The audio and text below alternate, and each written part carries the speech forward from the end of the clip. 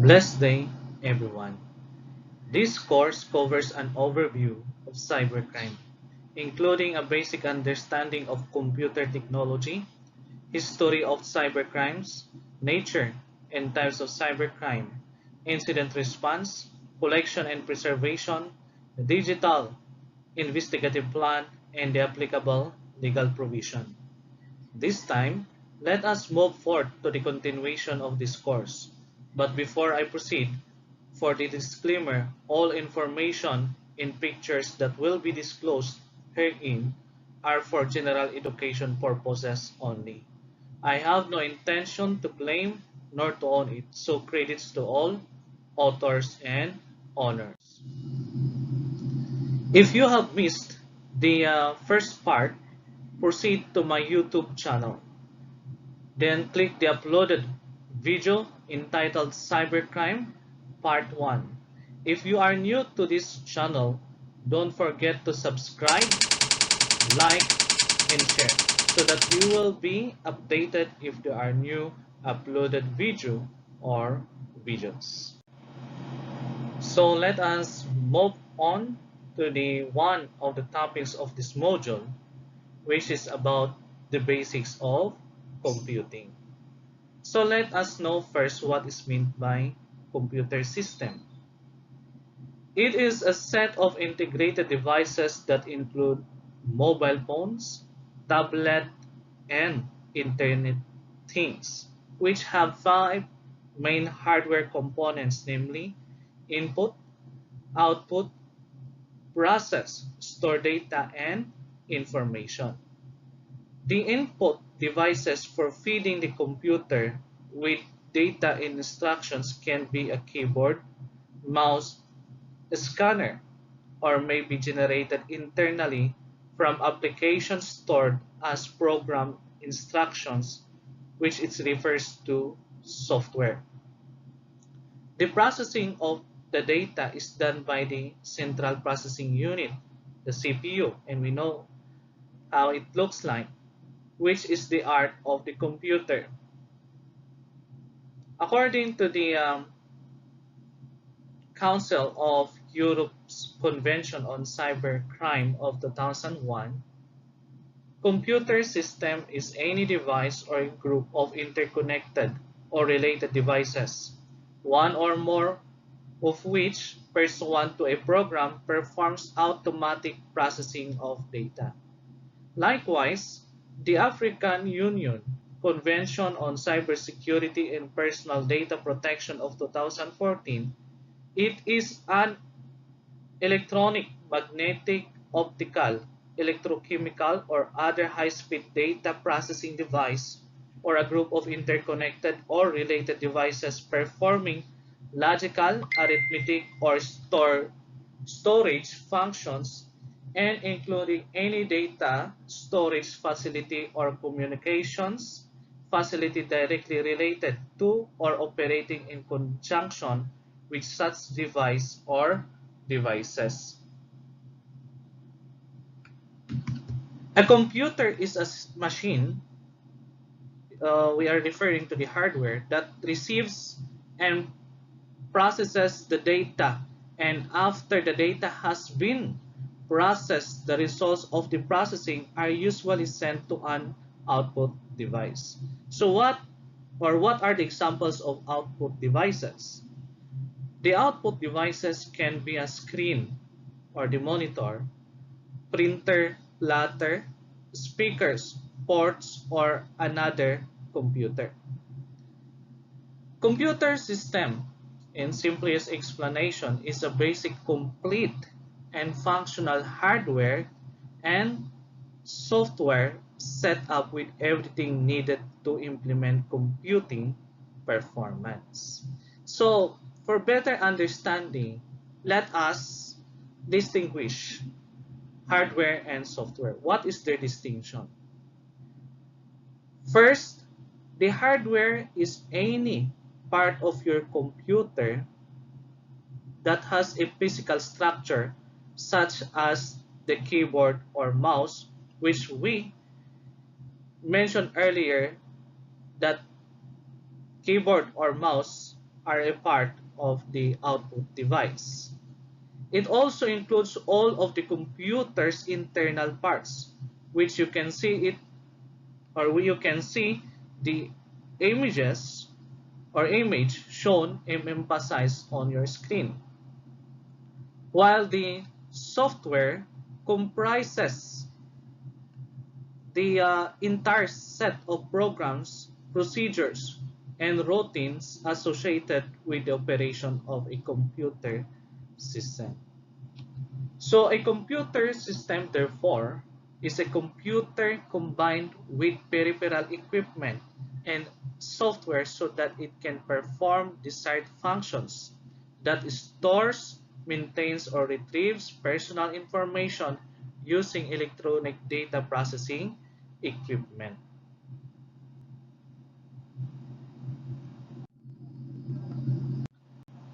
Let us know the one of the important component of a computer that plays a vital role in our course. So we have here the RAM, or the random access memory. So what is meant by RAM? RAM is the place in a computer where the operating system, application, programs, and data in current use are kept so that they can be quickly reached by the processor. So what will happen when the computer power is turned off? The contents of RAM are lost while the computer power is turned off. So the more RAM a computer has, the more capacity the computer has to hold and process large programs and files. However, the random access memory is a temporary storage, while the hard drive is the permanent computer storage. It lets you store data for a very long time, and its capacity storage is measured in terabytes or gigabytes. So when the laptop or the desktop have malfunction, the files remain in the hard drive as long as the hard drive is not destroyed. So the files are still can be restored or the files are still restored or it can be retrieved. So when it comes to memory capacity, the hard drive starts where RAM stops. So which one is bigger in capacity? It was earlier mentioned already that the hard drive has a bigger capacity than the RAM. So files or the investigator will going to get the hard drive, or this is where they will going to do the investigation or to do the image processing to get the information saved or is stored in the hard drive. Because even the computer is destroyed, still the files are remain in the hard drive. So let us know how our files are being processed. Most of the computer systems we are familiar with stored data. A good example, a smartphone can create a picture with a built-in camera, which is the data processing and it can also save the picture for later access, which is the data storage.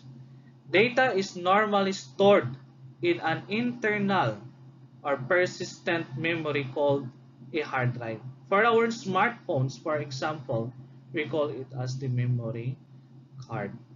It has the external memory card, and the smartphone has also an internal memory where files are being stored. So it's up to the user which one he is preferred or she is preferred to where his or her files can be stored. Next, who are the service providers?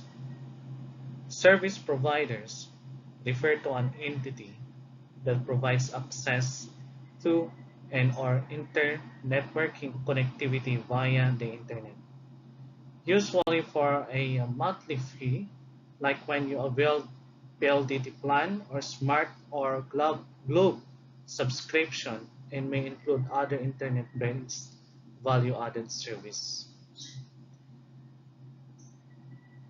Service providers are those who are responsible for the provision of services relating to a computer system.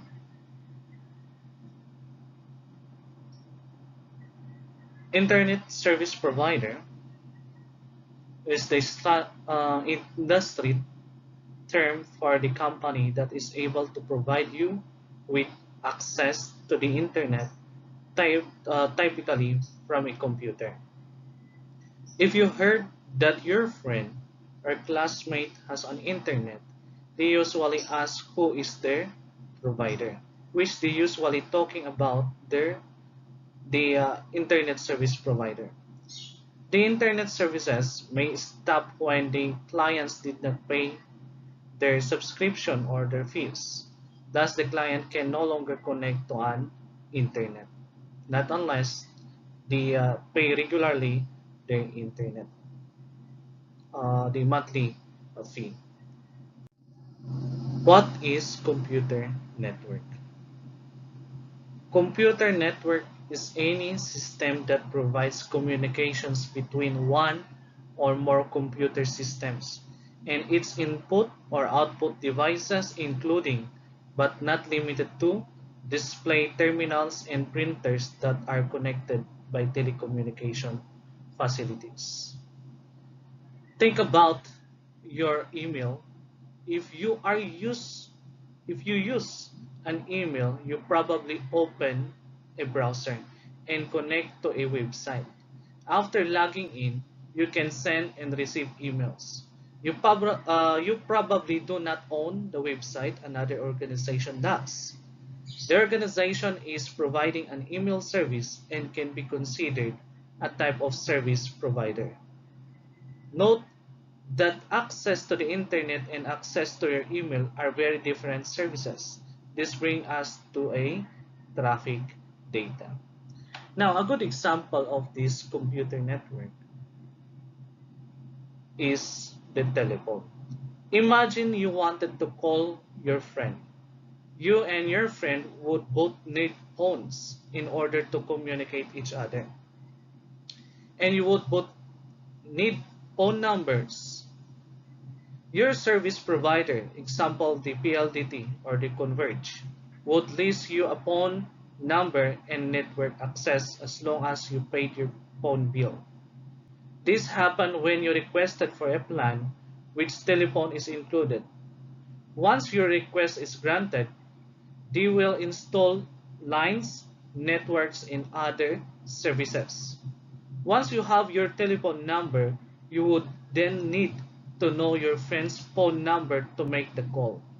After you and your friend have a network service, same services rendered as yours, and know each other's numbers, then you can communicate. The same is basically true for computer networks. What is traffic data? It was earlier mentioned that traffic data is stored or processed by a computer system. Council of Europe's Convention on Cybercrime of 2001 defines traffic data as any computer data relating to a communication by means of a computer system generated by a computer system that form a part in the chain of communication, which includes the sources of origin, starting points, destinations, routes, time, dates, volumes, time periods, type of services, and other related computer systems communication. Think about your email again. You write something in your email, it is an invitation letter, and then you send the message to the intended recipients of your invitation letter. The data in the email is sent through a network until it reaches its destination. I'm referring to the recipient of your invitation letter.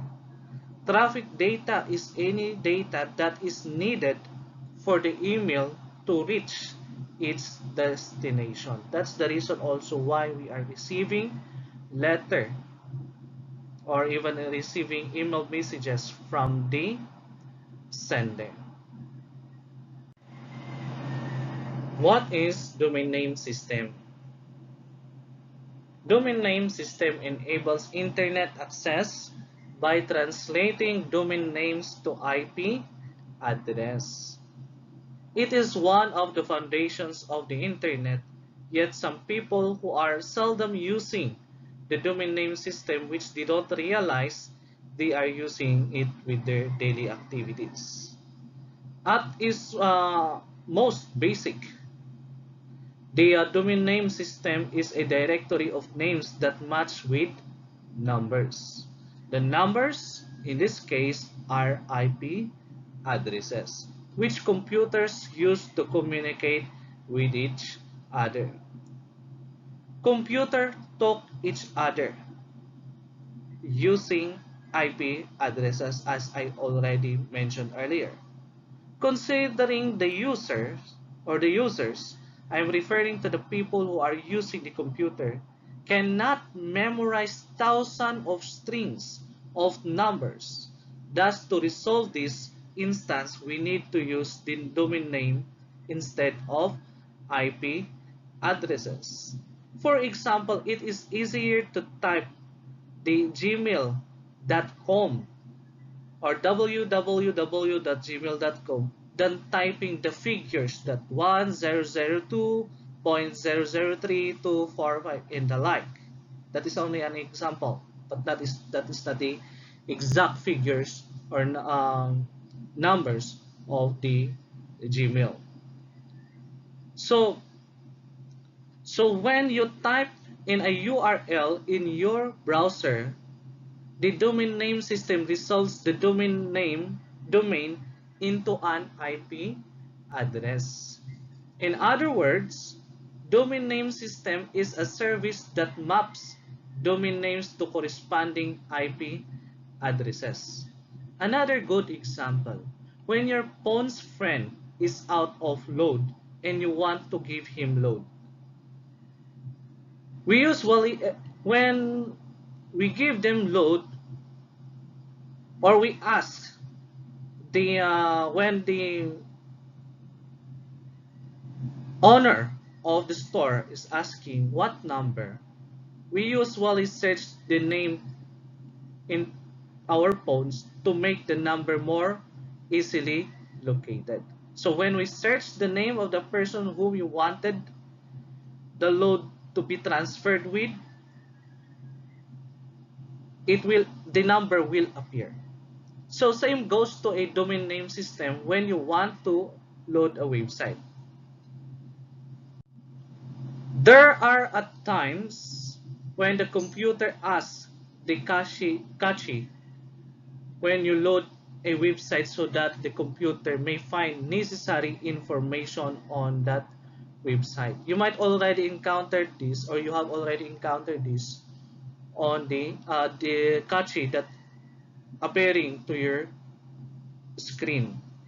So when we say cache, is it refers, or it primarily refers to a thing that is hidden or stored somewhere, or to the place where it is hidden. It has recently taken on another common meaning: short-term computer memory, where information is stored for easy retrieval.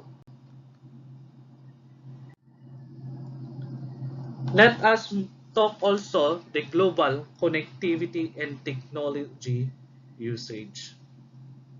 According to Simon Kim, a report that was declared on October 20, 2020, that was last year, that the total population is 7.81 billion, and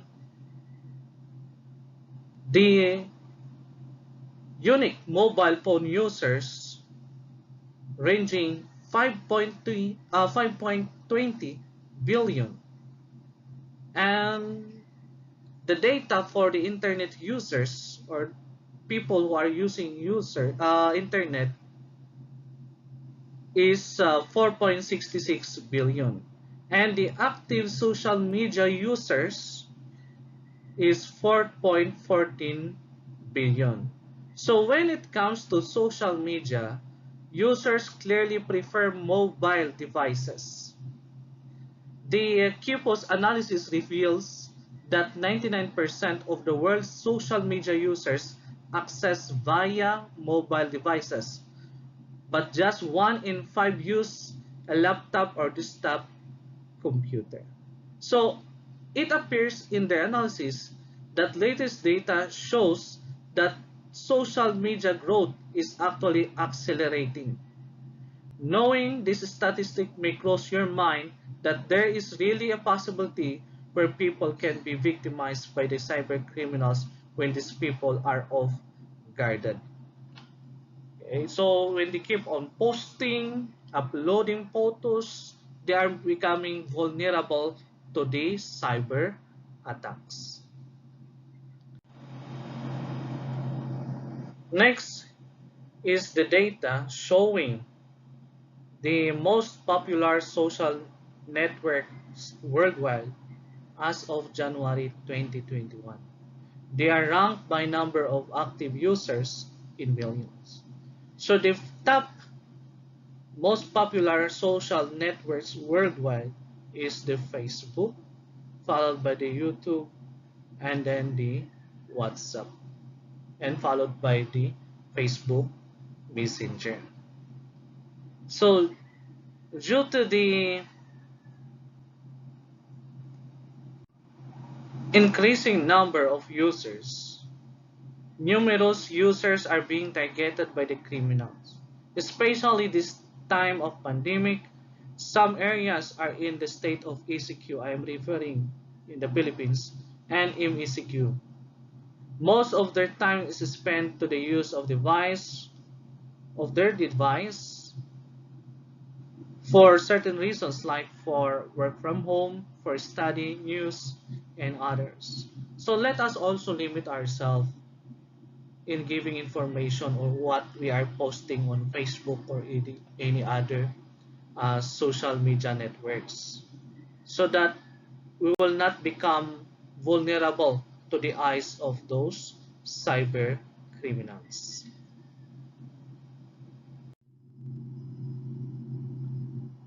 Now, we are entering the chapter of cybercrime.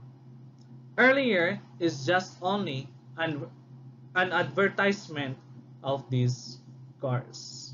Now, what is cybercrime? Cybercrime, it is also called computer-oriented crime. It is a crime that involves a computer that can store, retrieve, and process data. Under the Republic Act 10175, which the computer is classified as cyber, cyber refers to computer or a computer network, the electronic medium in which online communication takes place.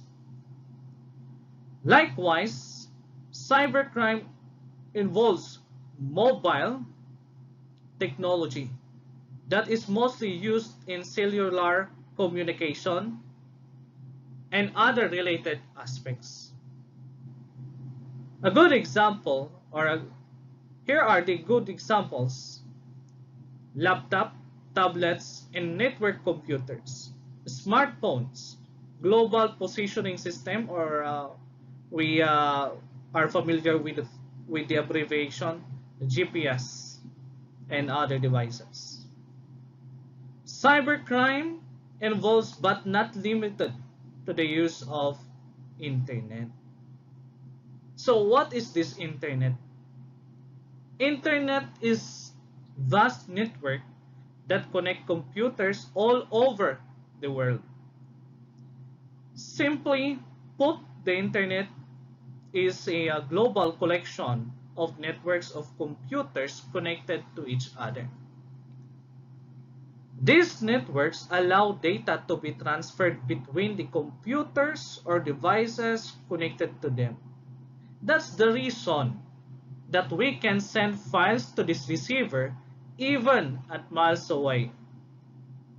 This exchange of data is possible only because all the computers on the network play by the same set of rules called the Internet Protocol, or the IP. To explain more in details, let us find out how the internet works. So here is the data transmission on the internet.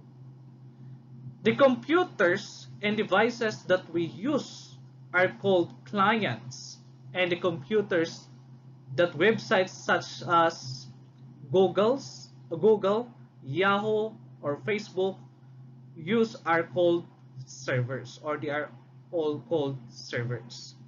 The websites we access are all files on the hard disk of the respective servers. Our devices do not directly access these files. When we access Google, for example, our client device forwards its request to Google servers via our internet service providers.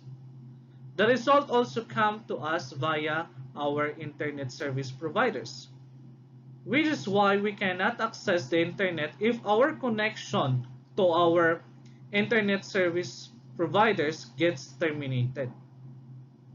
Also, these messages and requests aren't sent or received as a whole. Anytime you use the internet, your message is broken down into units called packets that travel through the network to its destination. Upon arrival at the destination, or upon arrival at their destination, the packets are put together in the original order. You can think of a packet as a chunk of your message or query, or like a part of a jigsaw puzzle that needs to be solved at the destination. If for some reason the packets aren't put together in the right order at the right time, the results are in the form of distorted content, like when video lags or a web page doesn't load properly. But there are millions of people and devices accessing the internet at any given time. The only problem is how fast are their internet connections they have, which means countless packets of data. So how do these packets of data find their way to their intended destination? Every device connected to the internet has its own unique IP address, which acts as the postal address does in the physical world. That's the reason also it's not that easy to get access or may log in to their internet connection without the owner's consent or permission. And to make the data flow smoother and avoid data traffic jams, there are routers. For those who have internet or those who have PLDT or any other service providers, you may observe there that it has a router. When we say router or routers, sort the packets based on their destination and ensure that they end up on the right device and not on the other devices on the network. So therefore, what is then a cybercrime? Cybercrime is commonly called a computer-oriented criminal activity that either uses or targets a network, computer system, or network device. Or we can as well give this or define it simpler: anything, an act which includes computer. Cybercrimes are offenses that may be committed against individuals, companies, or institutions by using computers, internet, or mobile technology. A good example: email spoofing, malwares or putting different viruses, identity theft, bank frauds, and the like. Thus, it involves the use of the internet, computers, and related technologies in the commission of crime. Another data that shows what are the devices that are vulnerable to cybercrimes. And it shows that it is the desktops and laptops that are vulnerable to cybercrimes, which has a 70%, followed by the smartphones with 61%, then 53% from the tablets, and the wireless access points with 50%, then servers and server rooms has 50%, and then the 37% is for routers and switches. So you can observe there that there are many devices that can be attacked by the cyber criminals. Another data that shows a leading malware carriers, and it appears that it is the email that is the one that is considered leading malware carriers, that has 92.4%, and the 6.3% and 1.3% are for web and others respectively. And it is the Trojan, or the Trojans are the leading form of malware on Android that we have already discussed in the cybercrime part 1. We all know that Trojan horse is a malware designed to look like a legitimate software in order to trick the user into downloading the program, which infects the user system to spy, steal, and or cause harm. This happened when you downloaded and installed a program which allows other users to access your photos, contacts, and other information. As a result, they can make use of your identity for their perpetration of crime. You may somehow notice, or one will inform you that something happened to your accounts or involved in crime that you did not commit. Unlike the regular virus, the Trojan horse virus can replicate itself or even attach itself to another file.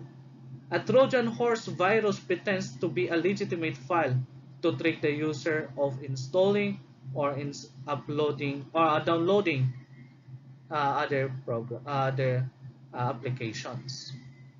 So I have also discussed in the cybercrime part 1 how are we going to avoid this Trojan.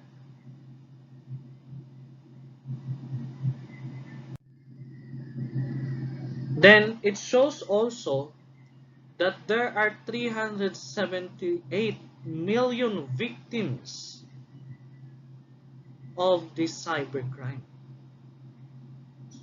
Then per year, nearly 2.8 times as many babies born each year, which appears to be 1 million plus who are victims of cybercrime per day.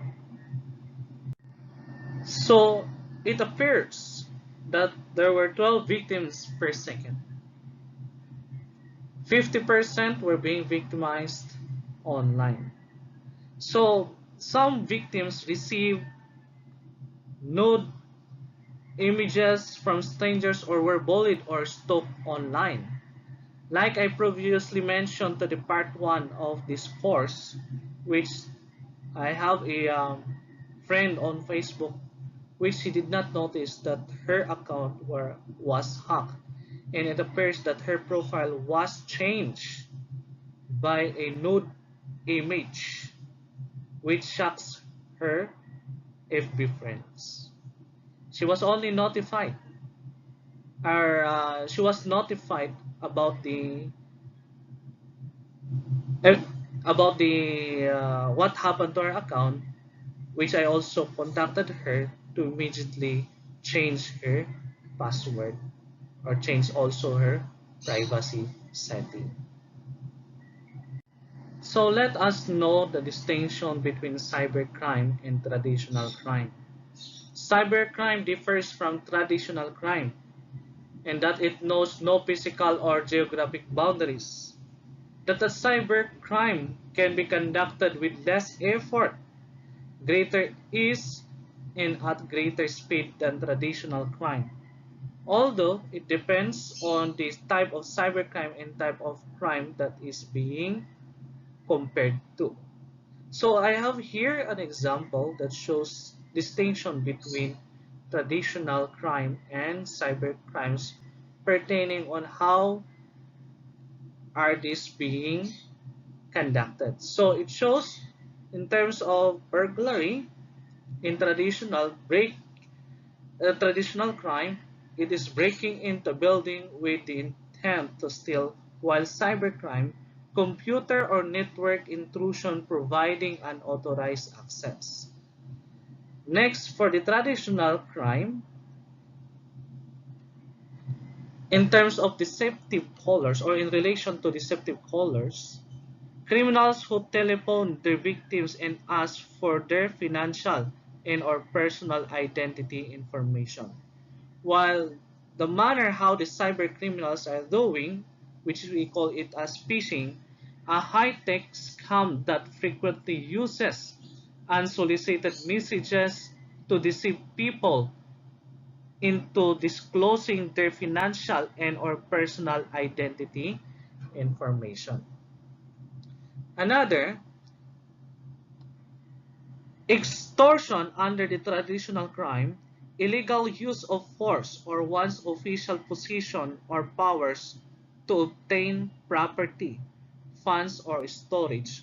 While in cybercrime, which we call it as internet extortion, hacking into and controlling various industry databases or the trade-off, promising to release control back to the company if funds are received or some other demand is satisfied. It also has something to do with the ransomware. Then, for the traditional crime, for the fraud, deceit, trickery, shall practice or breach of the secret of the company or the institution, while the cybercrime, which we call it as internet fraud, a broad category of fraud schemes that use one or more components of the internet to defraud prospective victims, conduct fraudulent transactions, or transmit fraudulent transactions to financial institutions or other parties.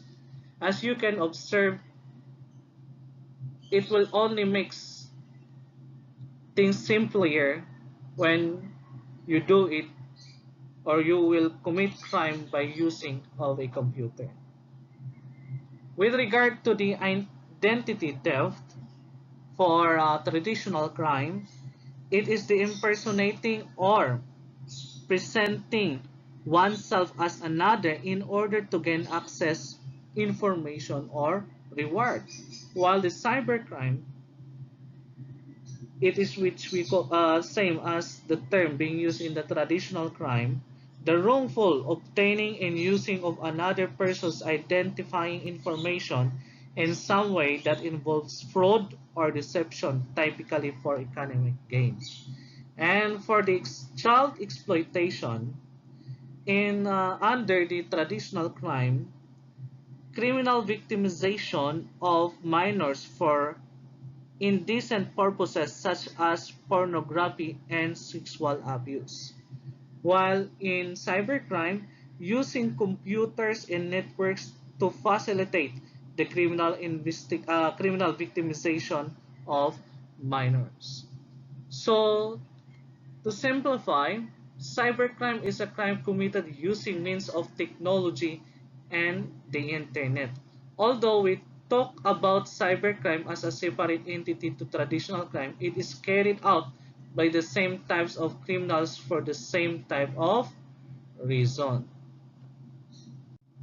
So, doing it or perpetrating the desired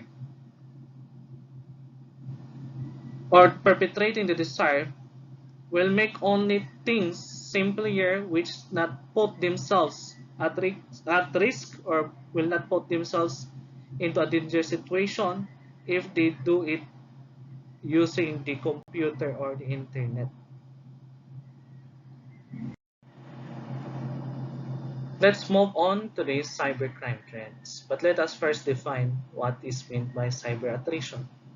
It is the process of tracking, identifying, and laying blame on the perpetrator of a cyber attack or other hacking exploit. So when something happened to your computer, we blame the cyber criminals. Sometimes it is because of they were able to access or get your IP address to connect with your device. So what is IP address? It stands for Internet Protocol Address. It is an identifying number that is associated with a specific computer or computer network. When connected to the internet, the IP address allows the computers to send and receive information. So the IP address is a generally globally unique number that let us identify which country and internet service provider the computer is connecting from. The problem is that there are many ways for an attacker to hide their IP address or even pretend to be connecting from a different IP address. So how your IP address will be used for hacking? There are thousands of ports for every IP address, and a hacker who has your IP can try all of those ports to brute force a connection, taking over your phone, for example, and stealing your information. I have seen actually, in actual scenario, that the computer of my friend can able or can be managed by the other person who is far flung to the place where we're staying at that time, and that person can able to move the mouse or the pointer mouse and as well as to operate the computer. It's just because the IP address was given to him. If a criminal does get access to your device, they could also install malware on it, which could expose your IP. Thus, what are we going to do? Do not let anyone, especially to strangers or whom you know that cannot be trusted, to access your phone, especially your IP address. Otherwise, they can manage to infiltrate your files of your device, they can manage also to see your hidden photos and videos that you do not want others to see, and you do not want to be exposed in public. So here are more possible signs that a hacker may have successfully targeted your computer.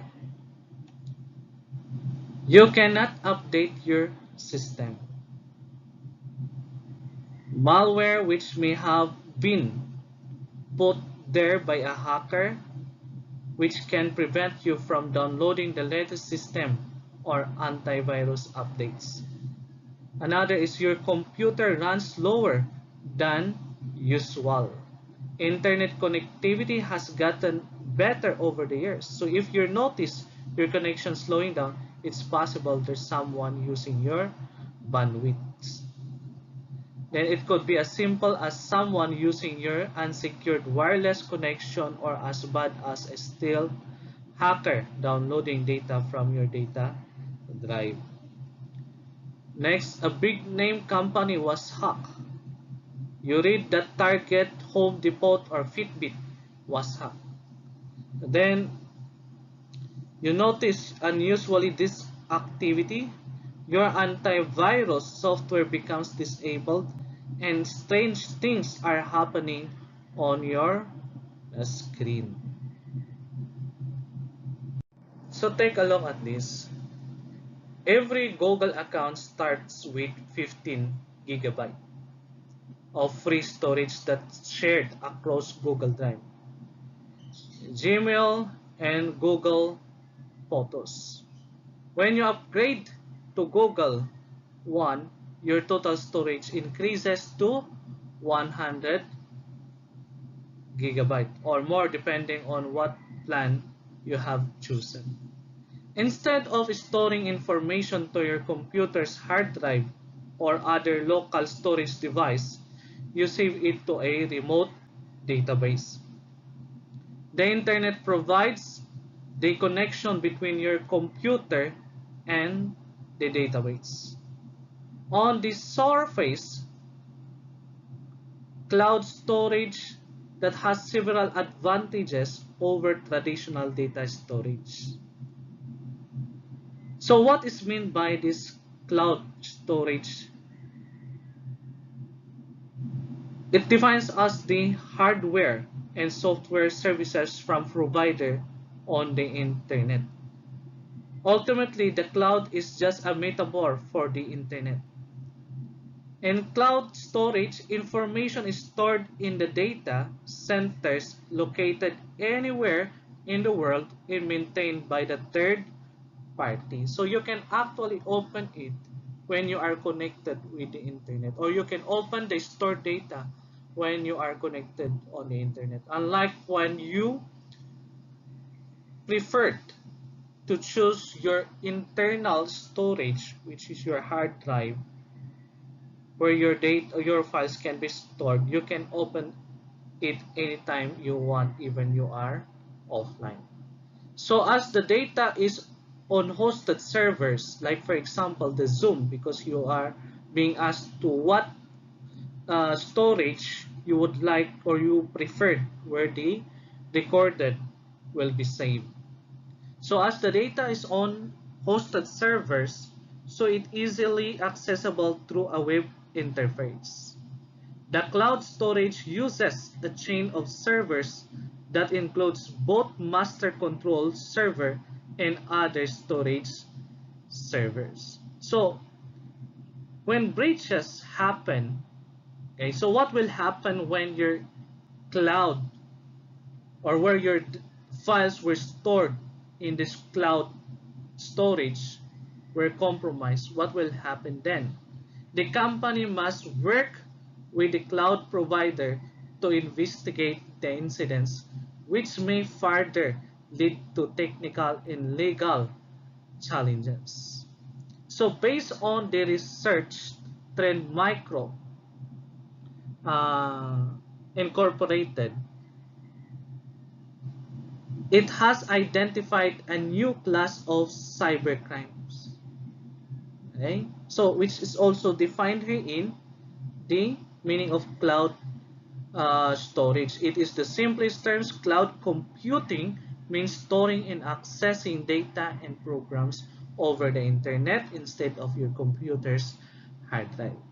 Okay, so again, based on the research, criminals are using cloud services and technology to speed up attacks, which decreases the amount of time enterprises have to identify and respond the breach. The new market for access to cloud logs ensures stolen information that can be used more quickly and effectively by the cybercrime community. That's bad news for enterprise security teams, as said by Robert McArdle, Director of Forward-Looking Threat Research for Trend Micro. This new cybercriminal market shows how criminals are using cloud technologies to compromise you, which also means a business is not exempt from this attack method if they only use on-prem services. So all organizations will need to double down on preventative measures and ensure they have the visibility and controls needed to react fast to any incident that occur. As a user, we must have also to be aware and be discern when you may choose to let the third party to save and to store the information or your files. If that is very confidential and you don't want other people to know it, then you better save it to your drive and encrypt it with a password. Okay. So in short, storing your information into a cloud storage is not an assurance that our files or informations are secured, because there are ways and means of cyber hackers or cyber criminals on how are they going to access and information to those files stored in your cloud storage. So what are the legal challenges in the cybercrime? So cybercrime is a transnational crime, and perpetrators and victims can be located anywhere in the world with an internet connection. Because of this, cybercrime investigators often require access to and the sharing of data across borders. This can be accomplished if the data sought is retained by service providers and existing measures are in place that enable law enforcement agencies to access the data. So what is meant again by transnational crime? I presume that you know that already. When we say transnational crime, it involves offenses that cross international borders or which affect the interests of more than one state. So the main legal challenges to investigate cybercrime and prosecuting criminals are the different legal systems between countries, variations in national cybercrime laws, differences in the rules of evidence in criminal procedure. Example, the process by which law enforcement authorities can access digital evidence. For example, with or without a legal order, such as search warrants. So there are variations in the scope and geographic applicability of regional and multilateral cybercrime treaties. And there are differences in the manner on how do they approach the data protection and how do they respect human rights. So what happened also here in the Philippines when they found out who was the person who unleashed the I Love You virus, there was also of course a treaty where the other country have able to access or have can investigate who is responsible on the crashing of their files that brought about by the I Love You virus. So they were able to manage and to locate who is that who was that person responsible thereof. So for the ethical challenges, law enforcement agencies should legally and ethically investigate crime and cybercrime handle, analyze and interpret evidence. Beyond law enforcement, ethical challenges arise in individuals, groups, companies, organizations, and governments' use of information and communication technology. For example, ethical conduct using the information and communication technology involves refraining from harming others, systems and data, and respecting the rule of law as well as the human rights. So since we are governed by laws, we have no exemption even to what designation or positions that you are holding it right now. Thus, we have to adhere with those ethics, with those laws, likewise the human rights in conducting investigation pertaining cyber crimes. With regards to the operational challenges, one key operational challenge with cybercrime investigations is related to cooperation with other countries. It was earlier mentioned that there might be differences, but there is a way how do they collaborate each other. International cooperation on cybercrime investigation requires harmonized laws between cooperating countries. Tools such as mutual legal assistance treaties. It is the agreements whereby parties agree to cooperate in investigations and prosecutions of offenses criminalized under the national laws, can be used to make formal requests for assistance from one country to another. However, requests for international support can take a long time and may not produce usable results, such as preventing the crime or producing evidence for use in court. So operational challenges are also present due to the deficit in national capacity, especially from a developing country perspective to deal with cybercrime. So a good example to what happened, like I said earlier, that the Philippines also have participated and collaborated with the investigating agency from other country.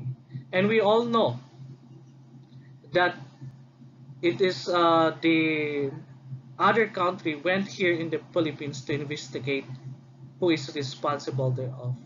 And it was found out that it was a Filipino who unleashes the virus that crashes the files, many files of the different computers entire world. At this time, let us know how we can prevent the attacks of the cyber criminals. So first, it includes the keep your operating system and installed software up to date.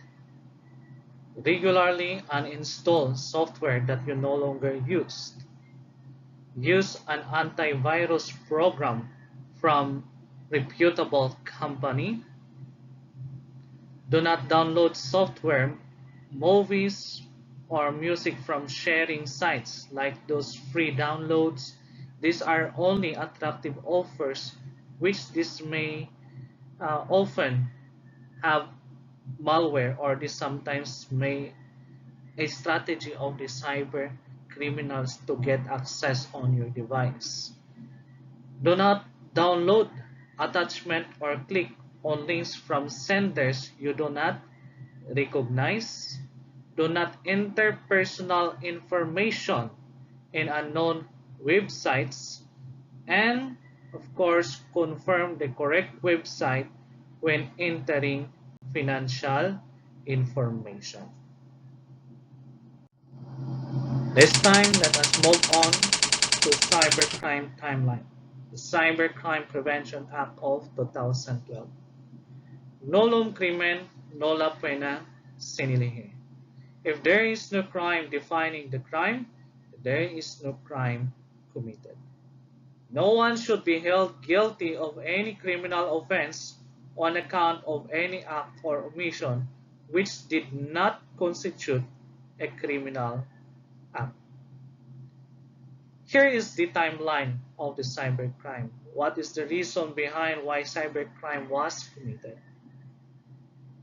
In the year 2000, any discussion of cybercrime in the Philippines starts with reference to the I Love You virus, which was unleashed globally. Since there was no law defining the act committed by Onel de Guzman, a person who unleashed the virus globally, it placed the country on the global cyber map and pushed Congress to pass the first cybercrime law, Republic Act 8792, or the Electronic Commerce Act of 2000, which appears that Onel de Guzman did not commit any crime because it was not defined by the law in the Philippines. So, the I Love You virus is a worldwide attack spread a month before the passage of e-commerce law.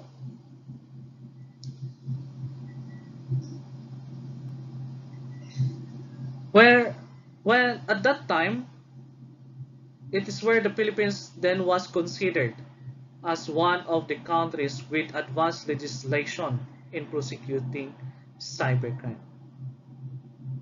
According to the report, the I Love You virus case brought us to reality of how global cybercrime can be where prosecution in one country may not be sufficient when majority of victims may be residing in another location.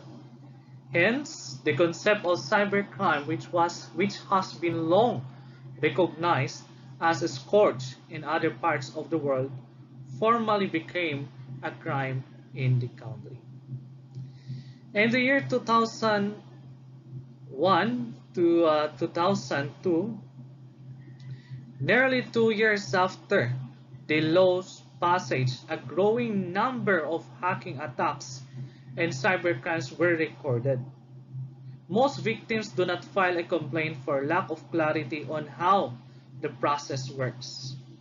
Law enforcement was lagging behind due to the lack of resources, as the law did not specifically provide for it.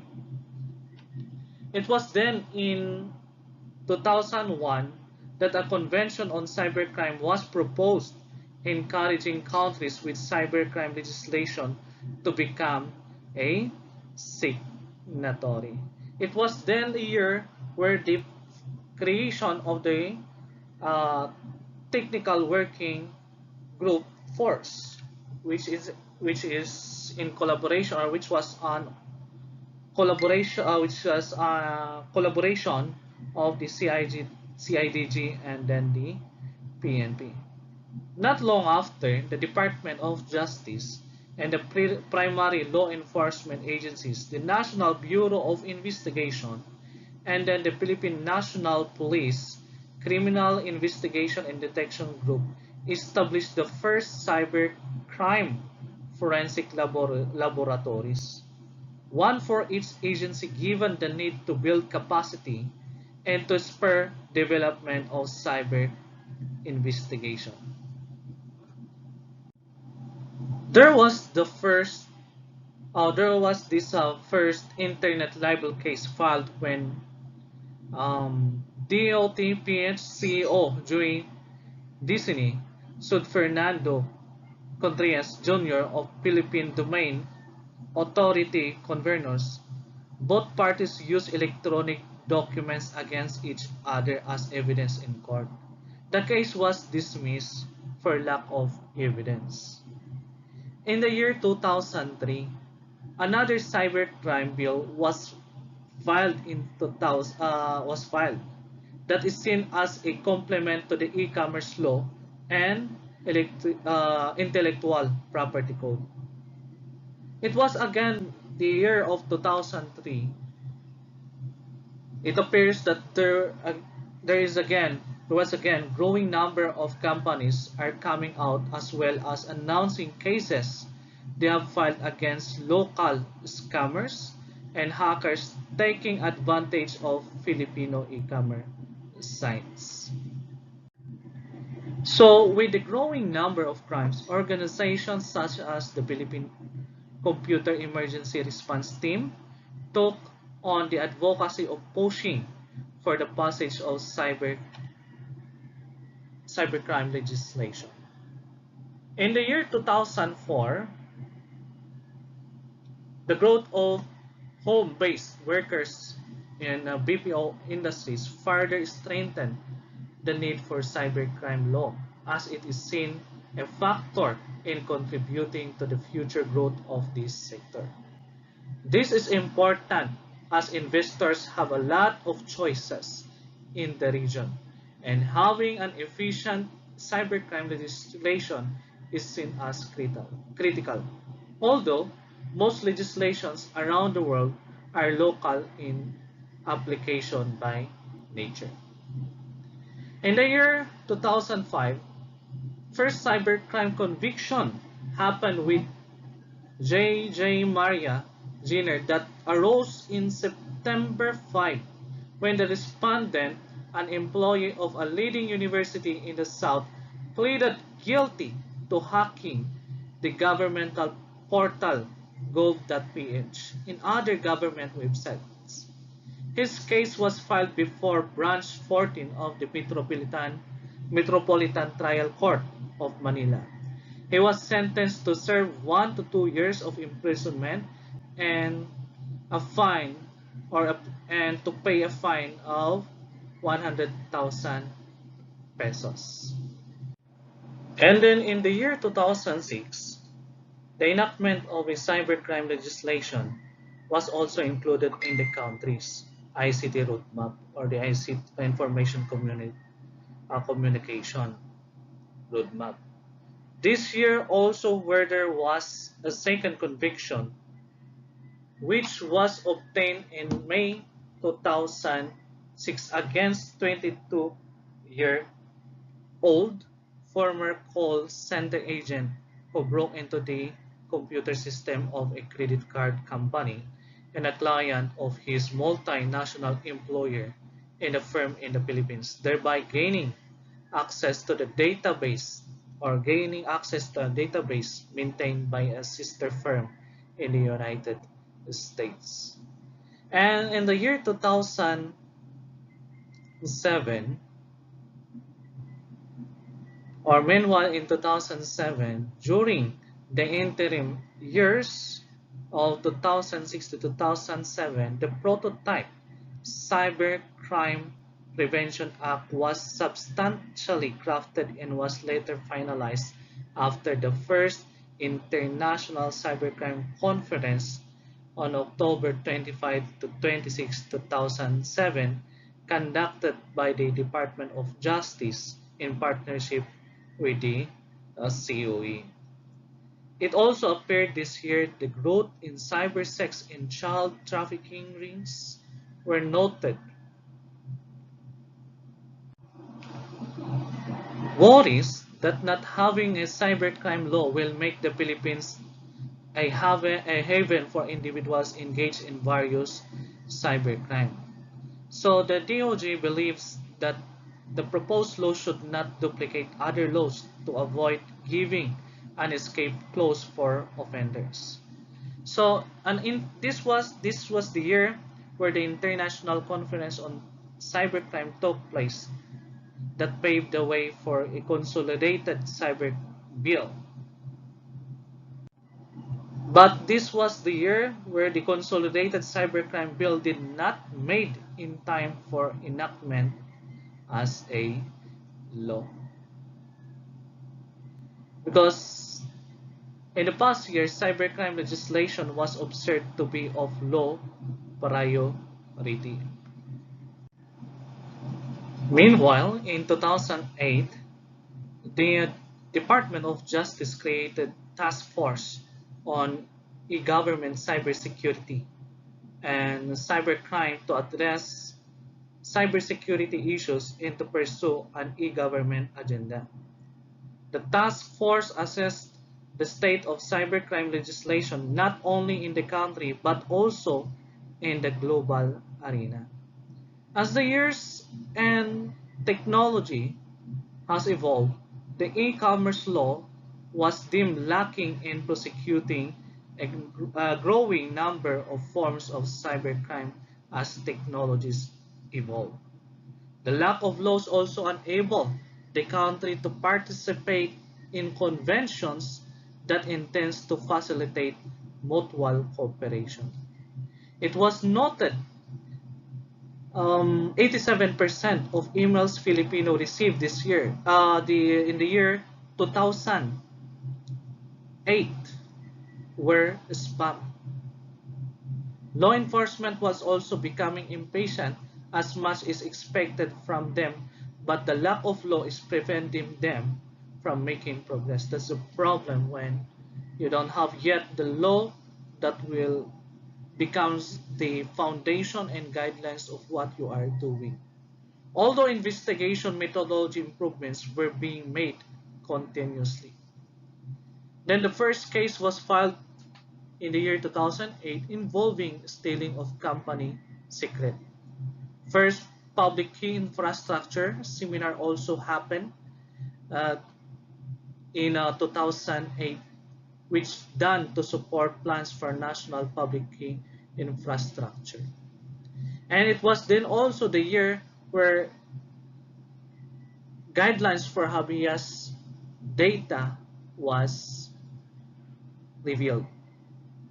Then in the year 2009, this was the year when the case of Katrina Halili, which you are already familiar with, and Hayden Cossack scandal becomes issue in the Philippines. This reveals that there is a need for cybercrime bill got a renewed boost this year, as where the said case involves computer theft and unauthorized access to information that got posted online. The Commission on Information and Communication Technology formed its own cybercrime unit.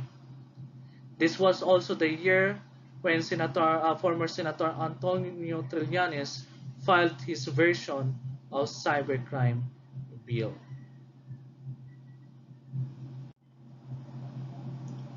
Then in the year 2010,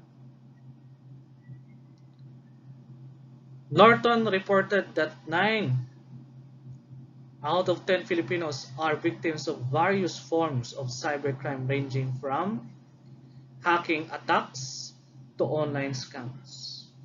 And it was then the year 2010 and 2011 which they gives time to make an extensive construction of the cybercrime bill. So the PH CERT also renewed calls for the passage of cybercrime bill. It was passed at the House of Representatives but got stalled in the Senate due to the election session. Then in the year 2011,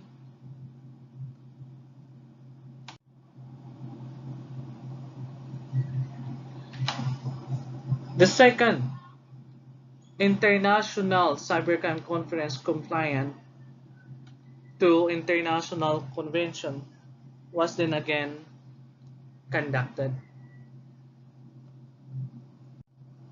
This was the year when the Philippines was formally invited to accede to the Budapest Convention. Budapest Convention is also known as Convention on Cybercrime. It is an international treaty ratified by 42 states members and non-member of the COE.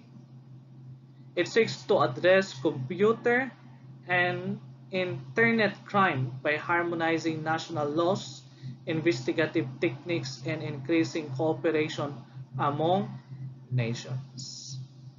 Then in 2012, this year is the first piece of legislation comprehensively dealing with cybercrimes. On August 12, 2015, or before I may going to give you insight with the IRR, it was on September 12 that former President Noynoy Aquino signed the cybercrime into law, which took effect on October 3 of the same year. Then, on August 12, 2015, the IRR of the Cybercrime Prevention Act of 2012 was finally signed at a ceremony held in Manila attended by the spectrum of stakeholders. The IRR were duly filed with the University of the Philippines Law Center on September 21, 2015, and published in 2 newspapers of general circulation on September 24, 2015. It took effect 15 days after, so that was already October 9, 2015. So if you're going to take a look at on the timeline of this law, it took 12 years before the Cybercrime Prevention Act signed into law. So I would like also to give credits to the reports of the PNP and also the Department of Justice as a reference of this cybercrime timeline. So that ends my presentation, and to those who haven't subscribed my YouTube channel, or to those who are new to this channel, don't forget to subscribe, like, and share so that you will be updated when there are some videos were uploaded. Thank you so much, and God bless.